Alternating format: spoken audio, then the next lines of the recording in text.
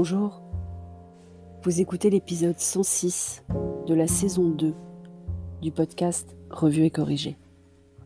Cet épisode est tiré d'un billet du blog, publié le 9 mai 2021. Il s'intitule « Tous au potentiel intellectuel ?» Sérieux ? Aujourd'hui j'ai 48 ans.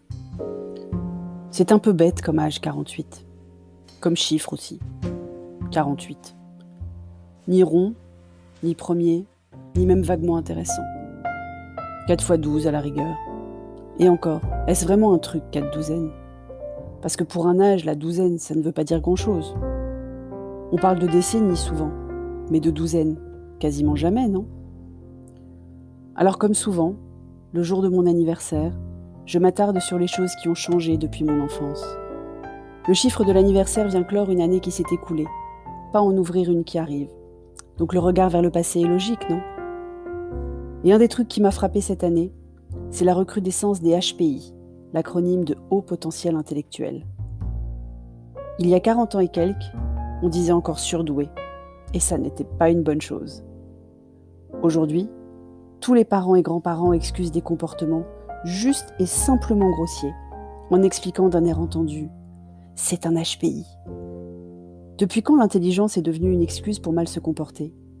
Et surtout, depuis quand tout le monde est haut potentiel ?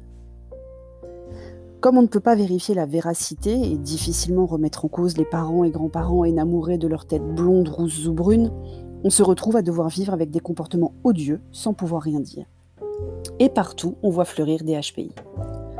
Au début de Clubhouse, les HPI avaient leur club et autres rooms dédiés à se plaindre en groupe de l'incompréhension du monde autour d'eux. Les hypersensibles aussi. Parce qu'apparemment, beaucoup d'hypersensibles sont HPI et beaucoup d'HPI sont hypersensibles. Pas tous, mais beaucoup. Donc, dès qu'on pleure devant un film, on est au potentiel intellectuel. Le raccourci serait risible s'il n'était pas inquiétant. Dans mon enfance, on n'avait pas le droit d'être hypersensible. On nous incitait même à arrêter notre sensiblerie.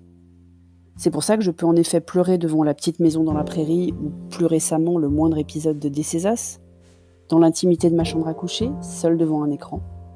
Mais je peux aussi rester de marbre en comité de direction devant l'agressivité ou la bêtise abyssale de malquinques blancs qui pensent tout savoir, ou pire, de femmes blanches sexagénaires qui cherchent à nous en faire baver autant qu'elles en ont bavé, parce que pourquoi ça devrait être plus facile pour nous d'abord ? Dans mon enfance, on n'était pas au potentiel intellectuel non plus. On était surdoués et on n'avait pas intérêt à la ramener parce que c'était déjà suffisamment difficile comme ça d'être intégré en classe. On ne le disait pas.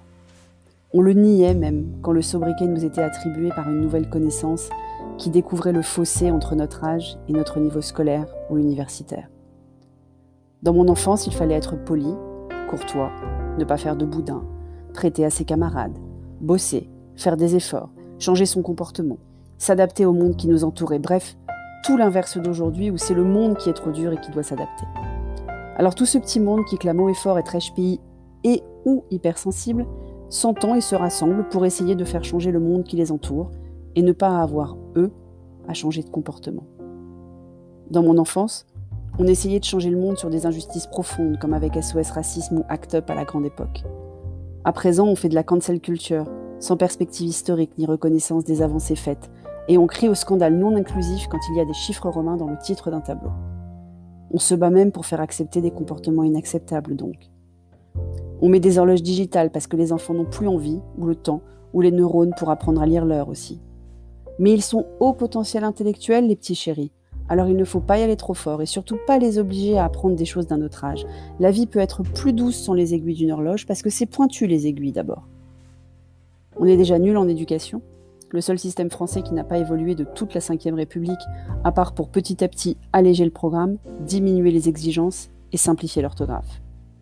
On va donc arriver à avoir les gens intelligents les plus incultes à force, mais avec fierté. Bon, je m'arrête là. Et oui, je sais, j'exagère et je suis un peu de mauvaise foi.